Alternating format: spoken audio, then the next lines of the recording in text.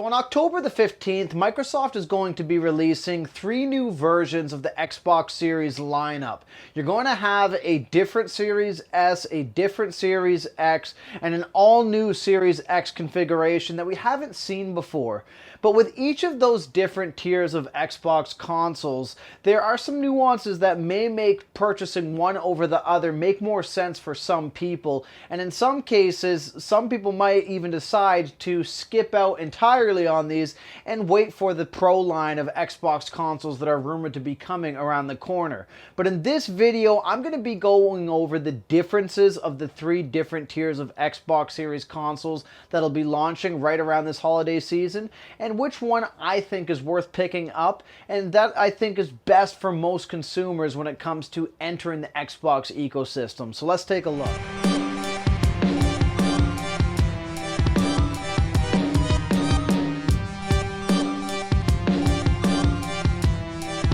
So to start, what we end up having is a upgraded version of the Xbox Series S. However, what we're now seeing is that you can get the Robot White or the traditional Xbox Series S in a 1TB configuration. As I understand, not much has changed with this device. It's still all digital as you've seen on the past Series S configurations. The biggest thing, however, is the upgraded storage. So we now have 1TB, as I understand, becoming standard for this device, as opposed to the 512GB configurations that we've had in the past when this console launched.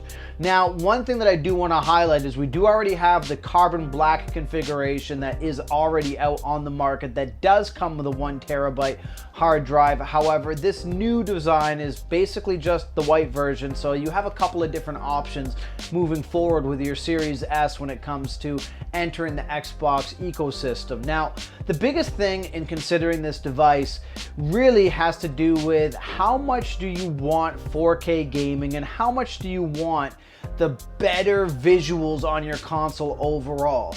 And for myself and my son, as I can tell from the Series S to the Series X, I have a hard time distinguishing between most of the games when I'm playing them side by side. And when we used to have our setups with my big 4K TV and he had his little gaming monitor, I myself could barely tell the difference in games like Call of Duty or Gears 5 as to what looked better or worse overall, other than, of course, the actual resolution. So the Series S to me is a great console for most gamers, especially if you're going to be playing on a smaller display or you only have a 1080p display.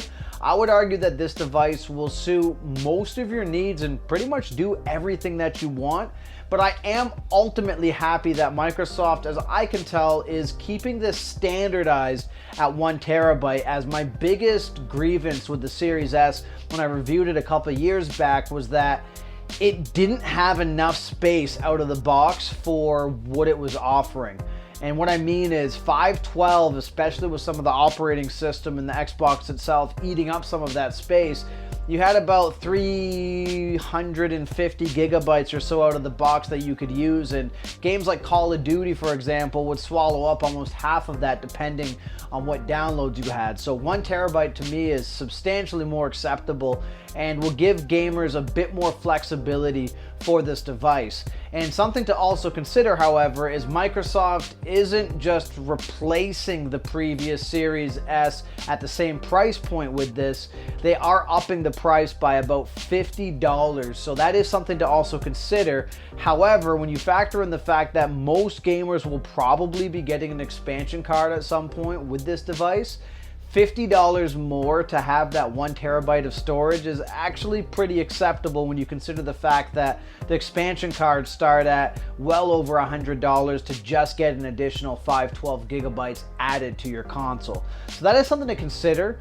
And like I said, I just want to emphasize that if you don't need 4K gaming, I'd argue the Series S offers the biggest bang for your buck in what they're currently offering. Now, moving on to the next device that Microsoft is releasing here, and that's actually the all-new Xbox Series X Robot White, but it's completely digital.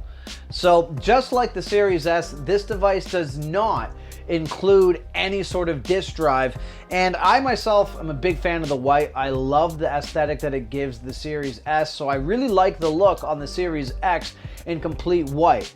However, you are losing the disk drive. But with that being said, this device is slightly cheaper than the Series X with the disk drive, coming at under $50 less than the traditional Series X with a disk drive. So for some people, that might be a choice that they want to make when it comes to getting into the Xbox ecosystem. That does seem worth it. I myself am pretty mixed. I use a lot of digital games as well as physical games. Most of my digital games I only purchase because they're on sale. Seldom will I ever purchase a full price game on my Xbox Series consoles at the full pop, unless I'm going to purchase it physically, because for me, I feel like there's more value in getting the physical copy, but it's to each their own in this case. Now, one thing to emphasize as well, the reason most people I would recommend picking up the Series X over the Series S is you have some sort of 4K display and you really want to capitalize on having the best graphics coming out of your console. And if the digital only thing isn't something that turns you off with this console, I see that there's a level of value here for a lot of people that you're going to get that 4K ability in a device that looks great but also performs great and comes with 1 terabyte of space that should handle most of your games. And of course, you still have the option to upgrade that device should you choose to do so with more space. Now, the newest entry in the Xbox Series X lineup is the now Galaxy Black 2 terabyte with a disk drive Xbox Series X. Now, aesthetically, I think this looks great if you like a black console. And for most Xbox Series X owners, you only really had a single choice at this point, with the Series S having black being offered a little later on. However, something to consider with this is you're going to get more space, but you're also going to get a disk drive added to it. So I myself like the choice of being able to go between both digital and going into my physical games. So I think that for a person like me, this is the option that makes the most sense.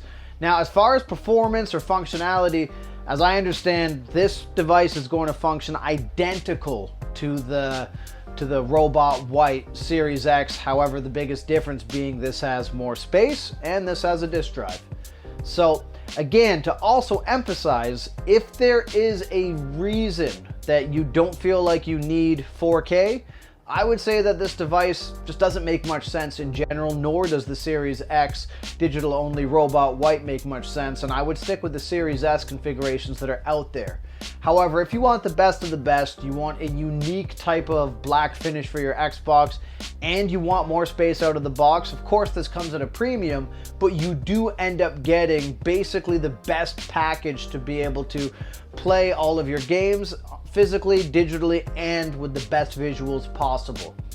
Now, one thing I do want to highlight, and this is something to consider if you are looking at entering the Xbox ecosystem and getting one of the new Xboxes, there's a strong chance, just based off of my experience seeing the way Microsoft has released these consoles, that the overstock of the 512 Series S consoles and the existing Series X 1 terabyte configurations will most likely go on sale at some junction. And so what I mean is, it might be smart if you're not too concerned about the 1 terabyte of space with the Series S, or you don't necessarily want to spend an excessive amount of money on the Series X 2 terabyte, that these consoles will come down on sale and probably go for relatively cheap. I know we see at Christmas time in Canada even that the digital-only Series S 512 gigabyte configuration goes as low as $279 in some extreme cases. So there's a strong chance that this may occur again, and these new rehashes that are being released will probably stay at their listed prices as they come out. So it really depends what you want. If you do want to wait and you want that 1 terabyte out of the box on the Series S, I'd recommend just going for it. But it may be valuable to price out what the existing Series S plus an expansion card would cost and see if you can maybe get that for cheaper for that type of console. Because as I understand, there is no difference in terms of processing or hardware. It's pretty much the same device, just with more space. So that's just something to consider when it comes to these devices. And if you're an existing owner of these consoles, I myself see very little incentive to upgrade or change up into any of these new consoles, as they are pretty much par for par, as I can understand, with the exception of a couple quirks like more space and a different color finish between the devices. But here's to hoping that at some junction we will see a Pro configuration that comes down the road, and at that point I'll be a lot more likely to trade up my existing Series X and get on that different device. But at this junction, if you're an existing owner, there's very little incentive to switch or change. But if you're someone who's trying to get into the Xbox ecosystem, I feel like Microsoft is doing a pretty decent job of trying to create something for everybody at every level of gamer that's out there.